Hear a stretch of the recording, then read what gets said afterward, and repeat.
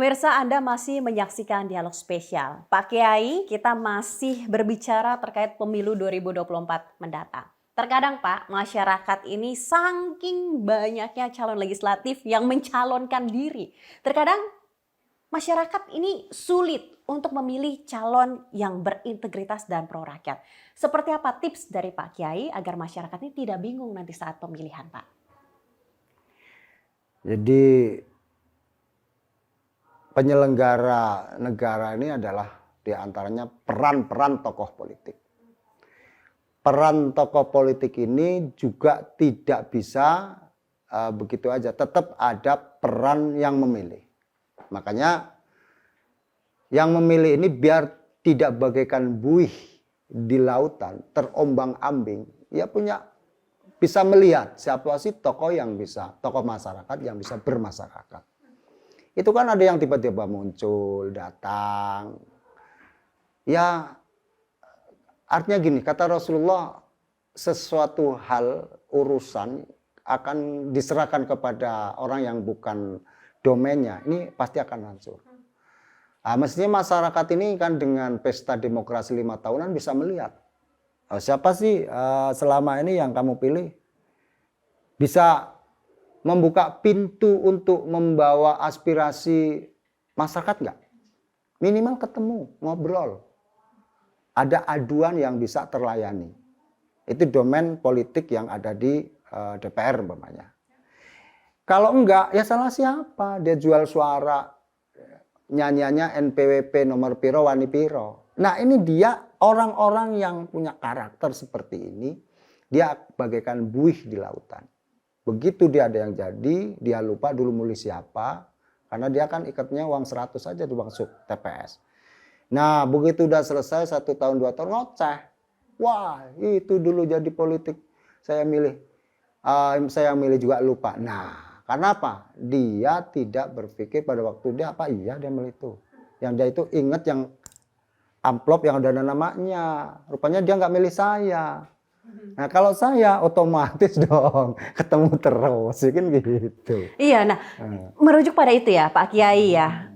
Terkadang masyarakat juga cuman janji aja si Pak A, si Pak B. Seperti apa pandangan Pak Kiai untuk menghilangkan stigma seperti itu, Pak? Jadi gini, saya kasih tahu tip agama. Kata Rasulullah, jangan milih orang yang suka janji. Orang yang suka janji itu pasti banyak bohongnya. Itu kan guna apa? Tip apa? Ya silakan lihat, saya nggak bisa ini dong, nggak bisa mempengaruhi pola pikir dia. Hanya saya ngomong, kalau ada yang suka janji-janji bangun kampung, bangun jalan, saya kasih tahu, tugas DPR itu cuma 3, anggaran, budgeting, ya kan, kemudian pengajuan program, kemudian pembuat undang-undang. Jadi yang eksekusi tetap bupati. Yang paling terpenting adalah bagaimana rakyat itu memilih, orangnya itu bisa ditemuin dan membawa aspirasi rakyat. Ini loh Pak, saya tolong punya aspirasi seperti ini, lingkungan ini. Hanya sebatas itu. Nah, selaku calon yang memberikan, ini nggak janji namanya. Hanya insya Allah kita sanggup kalau saya memang diberikan satu amanah. Tapi kalau yang mau bangun jalan sepanjang 3-4 kilo, itu bukan domainnya para politik, itu domainnya ini ya pemerintah daerah yang bekerja sama dengan DPRD. Nah, kita berbicara tahun politik. Apakah Pak Kiai Slamet Anwar ini akan mencalonkan diri lagi sebagai anggota legislatif atau malah pengen menjadi bupati di Lampung Tengah? Saya udah sering ditanya kayak gitu ya, itu pertanyaan tiap kali orang ketemu. Saya nggak pernah jawab saya nyalon. Saya itu memang kerjaan saya di anggota DPRD. Jadi memang karena kerjaannya ya udah, pertanggungjawaban saya bagaimana saya bisa memberikan kepuasan kepada masyarakat. Itu kalau ditanya nyalon apa enggak, saya nggak pernah nyalon. Itu memang kerjaan saya, gitu loh. Pak Kiai tertarik nggak untuk jadi bupati? Kalau di NU ini namanya Kader Nahdlatul Ulama, jangan ditawarin kayak gitu. Jadi kalau Kader Nahdlatul Ulama ini, Pak Yai mau nyalon nggak di bupati? Bukan lagi nyalon, saya ini harus jadi bupati gitu. Bagaimana saya membangun Lampung Tengah, baldatun thayyibatun warubun ghafur. Itu PR. Jika nantinya Pak Kiai terpilih nih, entah itu anggota legislatif, entah itu amin jadi bupati seperti itu Pak. Apa yang Pak Kiai ingin perjuangkan untuk masyarakat Lampung Tengah? Itu kan sudah amanat bangsa, ya, sudah ada di Undang-Undang 45 bahwa kita menjaga perdamaian negara dan mensejahterakan rakyat. Itu nggak usah banyak-banyak. Bagaimana rakyat ini bisa makmur? Itu tugasnya. Tak usah banyak janji Nggak tadi usah ya, banyak Pak janji. Kiai ya. Udah ada di Undang-Undang 45, di pasal-pasal sudah jelas. Barang siapa yang mendapat peluang, kesempatan menjadi anak bangsa, menjadi perangkat negara, jelas amanat nasional, jelas amanat kebangsaan kita adalah bagaimana kita menjaga persatuan bangsa ini, bagaimana ikut menjaga perdamaian, bagaimana ikut bisa mensejahterakan rakyat, karena sementara ini kesejahteraan itu hanya terbagi hanya di beberapa orang. Hanya orang-orang kaya satu kecamatan ini yang kaya, yang merasakan kemerdekaan cuma 5 orang. Yang lainnya masih susah. Nah ini loh, jadi sekarang ini numpuk kekayaan ini masih hanya di beberapa orang. Makanya kita ini nggak nampak kesejahteraan, masih kurang seimbang. Di Indonesia ini katanya ada kelompok orang-orang kaya. Nah orang-orang kaya inilah yang harus kita jemput bola. Bagaimana supaya kekayaan mereka ini merambat kepada rakyat-rakyat Indonesia. Hanya tidak dinikmati, kemerdekaan ini jangan dinikmati hanya beberapa orang aja. Nah, menurut Pak Kiai, saya pengen tahu dong, selama Anda menjadi anggota legislatif ya Pak Kiai, berarti Anda tidak pernah menebar janji, tapi lebih ke arah menampung aspirasi warga Anda. Pak Kiai ini dapilnya dapil berapa Pak?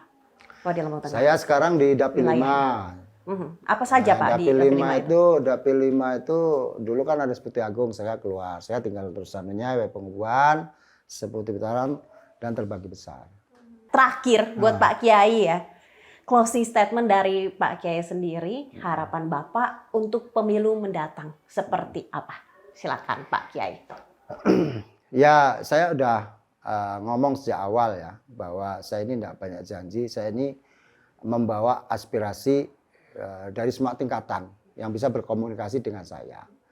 Pak Kristi bisa lihat dong rumah saya ini 2 periode juga enggak berubah kan. Kalau mau saya bangun bisa, tapi saya enggak. Bagaimana saya memberikan satu tauladan sesama di masyarakat ini bahwa hidup saya juga masih mengandalkan gaji, ya itu aja. Itu yang pertama. Yang kedua, selama ini aspirasi suatu kampung ini kan 60 tahun menjadi kebayanan. Begitu saya jadi anggota dewan, ya alhamdulillah. Karena aspirasinya Pak, gimana kampung ini mekar. Kemudian di beberapa kebijakan-kebijakan yang lain, umpamanya kebutuhan jamaah mau kemana, ya kita bisa membantu dengan cara saya tentunya. Dan saya 24 jam tidak pernah tutup rumah untuk menampung komunikasi dengan masyarakat yang dulu walaupun milih tidak milih. Nah inilah namanya pekerja politik. Tidak boleh membedakan kemudian kamu dulu nggak milih saya nggak mau tahu sama situ, ya nggak ada. Prinsip itu nggak ada. Selagi saya diamanakan jadi lagi, semua yang ada di depan saya, di mata saya adalah anak bangsa yang aspirasinya harus kepentingan dia yang dititipkan ke saya harus saya bawa sampai selesai. Baik, terima kasih Pak Kiai Slamet Anwar sudah berdialog bersama Kristi pada episode dialog spesial kali ini. Sehat selalu Pak Kiai. Terima kasih. Pemirsa Metro TV Lampung, itu tadi dialog spesial saya bersama dengan Kiai Haji Slamet Anwar. Usai sudah perjumpaan kita dalam dialog spesial kali ini, saya Karisma Kristi beserta rekan kerja bertugas pamit undur diri. Salam sehat dan sampai jumpa.